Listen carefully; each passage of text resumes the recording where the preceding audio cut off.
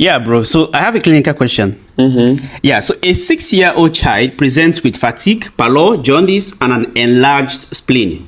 Laboratory test shows anemia, increased reticulocytes, and evidence of hemolysis. The red blood cells have reduced pyruvate kinase activity. Now here's the question. Why does this enzyme defect cause hemolytic anemia? Thank you very much for the question. So given that we have explained everything about glycolysis, and in fact, it's good that the enzyme has already been mentioned, which is pyruvate kinase. So given that pyruvate kinase is deficient, first of all, why is the child having hemolytic anemia?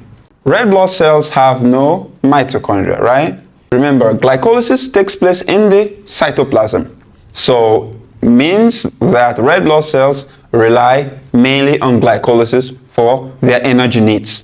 So if pyruvate kinase is deficient, there is no alternative pathway to synthesize enough ATP for this child, right? So that's why the red blood cells will have, because remember, ATP, in fact, most of the ATP, well, some even say, I don't know, a third of the ATP that we have or that we synthesize is used for ion pump, like ATPase, right? Sodium potassium pump. So if ATP is deficient, it means what? This pump is not going to work, right? So that's going to lead to massive hemolysis. And why the jaundice? Of course, when red blood cells are being broken down, they are going to, first of all, break down into hemoglobin, right? And this hemoglobin has two parts. We have the hem part and we have the globin part.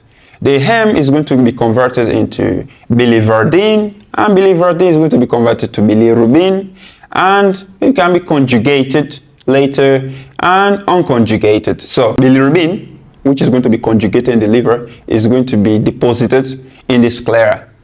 So because the sclera have high affinity for bilirubin, that's why this child will present with jaundice.